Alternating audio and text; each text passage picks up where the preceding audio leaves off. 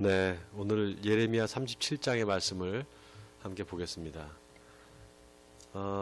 오늘 37장이 21절까지인데요. 우리 천천히 읽어가면서 또 하나님 말씀을 나누도록 하겠습니다. 요시야의 아들 시드기야가 여호야김의 아들 고니야의 뒤를 이어 왕이 되었으니 이는 바벨론의 느부갓네살 왕이 그를 유다 땅의 왕으로 삼음이었더라. 그와 그의 신하가 그의 땅 백성이 여호와께서 선지자 예레미야에게 하신 말씀을 듣지 아니하니라.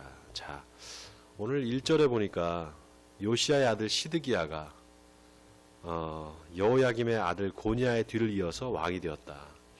근데 그 왕이 된 것이 바벨론의 느부갓네살 왕이 그렇게 왕으로 삼았다라는 것입니다. 여러분, 여호야김 왕, 지난 시간에 우리가 함께 보았잖아요. 그 바룩과 예레미야가 하나님의 예언의 말씀을 다 기록한 그 두루마리를 여호야김 왕이 그냥 다 불태워 버리잖아요. 결국 그래서 하나님의 저주를 받고 여호야김 왕은 죽게 됩니다. 그리고 그 뒤를 이어서 아들이었던 여고냐가 이제 유다의 왕이 되죠. 근데 그 후에 얼마 안 있어서 바벨론이 침공을 하게 됩니다. 그래서 여고냐가 바벨론의 포로로 잡혀가서 바벨론 땅에서 여고냐는 죽게 돼요. 자, 그 뒤를 이어서 시드기야가 이제 왕이 되는데요. 시드기야가 왕이 될 수 있었던 것은 느부갓네살 왕이 이제 퇴각을 하면서 다시 본국으로 돌아가면서 조공을 바치게 하고 그리고 이제 친 바벨론 정부를 수립해주고 거기에 왕으로 이제 시드기야를 삼은 것입니다.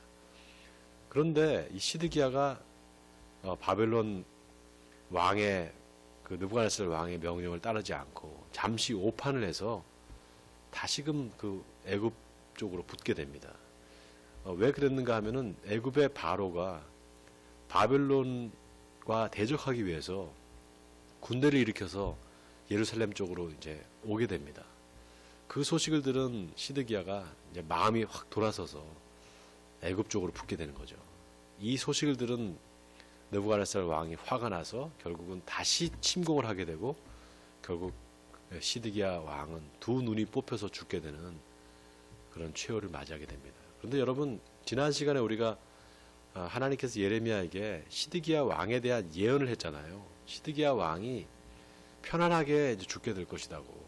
하나님께서 시드기야 왕을 그렇게 편안한 죽음으로 죽게 해주시겠다고 이렇게 말씀을 하셨습니다. 그런데 시드기야 왕이 그 하나님의 말씀을 듣지 않는 거예요. 상황이 조금 바뀌니까 금방 애굽한테 붙어서 하나님의 예언의 말씀을 무시해버리는 겁니다. 여러분, 우리가 하나님의 말씀이 반드시 이루어진다. 하나님의 예언의 말씀은 반드시 그것이 이루어진다는 사실을 믿어야 됩니다. 그걸 믿지 않으면 잠시 우리가 오판을 하게 되고 또 하나님의 말씀을 우리가 듣지 않고 우리 임의대로 우리 생각대로 하나님의 말씀에 순종하게 되죠. 그때 하나님의 저주가 임하고 심판이 임하게 됩니다. 바로 오늘 시드기야가 그런 사람이었습니다.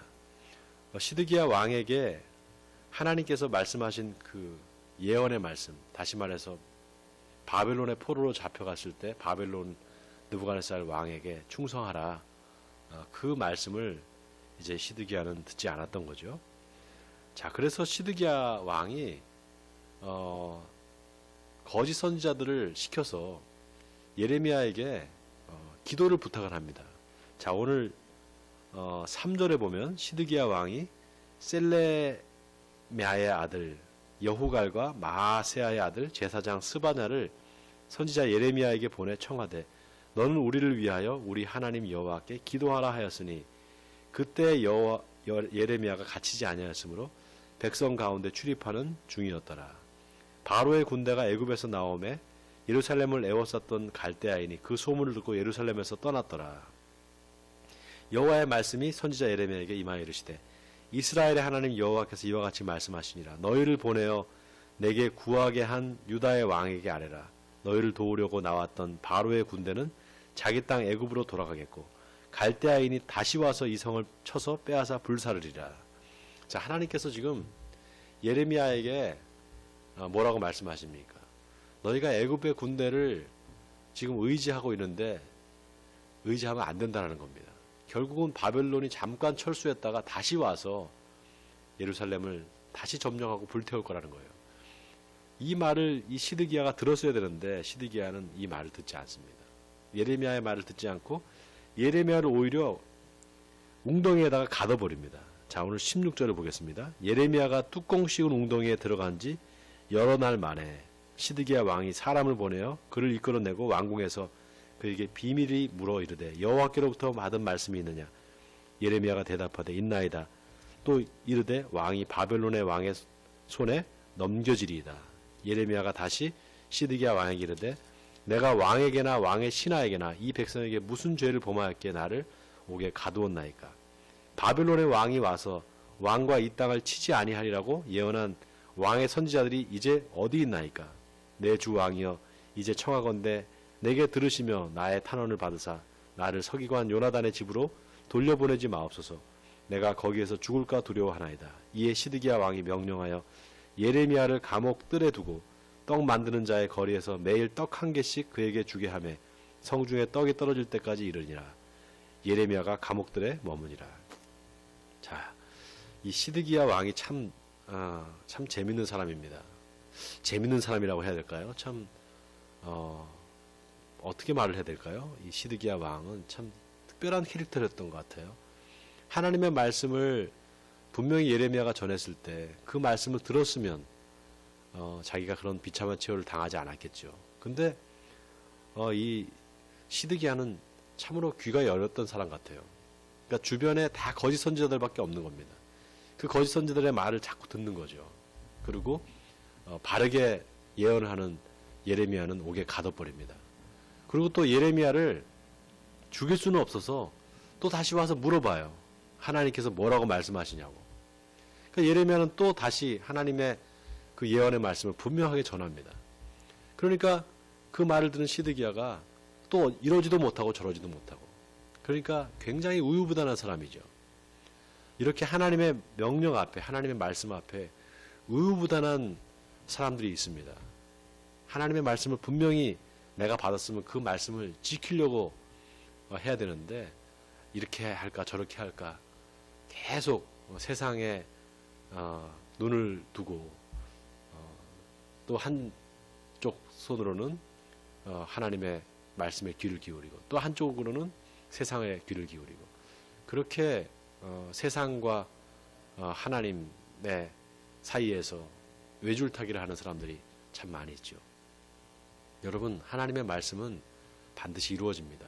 그 말씀은 반드시 이루어지고 그 말씀을 불순종하고 그 말씀을 듣지 않은 사람들 하나님께서 반드시 심판하십니다. 오늘 예레미야 37장에 하나님께서 분명히 시드기야 왕에게 말씀하신 그 예언의 말씀을 시드기야가 들었더라면 시드기야는 하나님의 말씀대로 아마 편안한 치유를 맞이하게 되었을 것입니다. 그러나 시드기야는 하나님의 말씀을 듣지 않고 환경에 따라서 이리 갔다가 저리 갔다가 우유부단한 그런 태도를 취함으로 말미암아 결국은 이제 38장 뒤에 보면 시드기야가 이제 비참한 치유를 당하는 것이 나옵니다.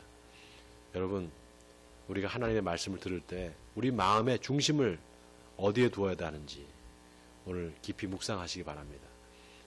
내가 환경을 보고 하나님의 말씀을 변기하고 하나님의 말씀을 믿지 않을 것인가, 아니면 환경이 어떻든지 하나님의 말씀을 믿고 앞으로 나갈 것인가. 선택권은 우리에게 달려 있습니다.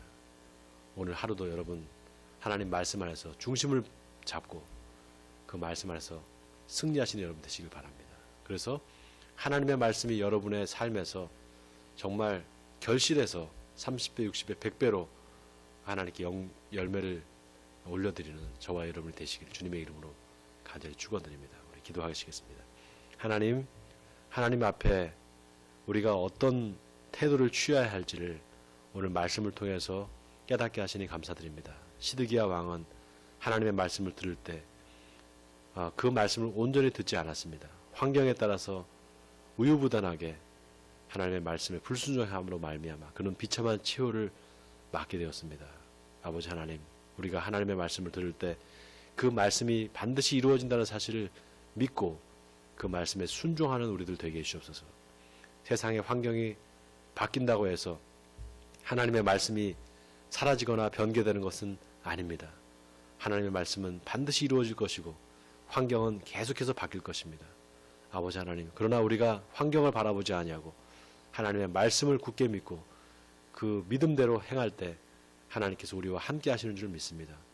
오늘 하루도 하나님의 말씀 안에서 흔들림 없이 그 말씀을 지켜 행함으로 말미암아 하나님 앞에 칭찬을 듣는 우리 에베네셀 교회 성도들이 다 되게 해주옵소서. 이 모든 말씀을 주 예수 그리스도의 이름으로 기도하옵나이다. 아멘.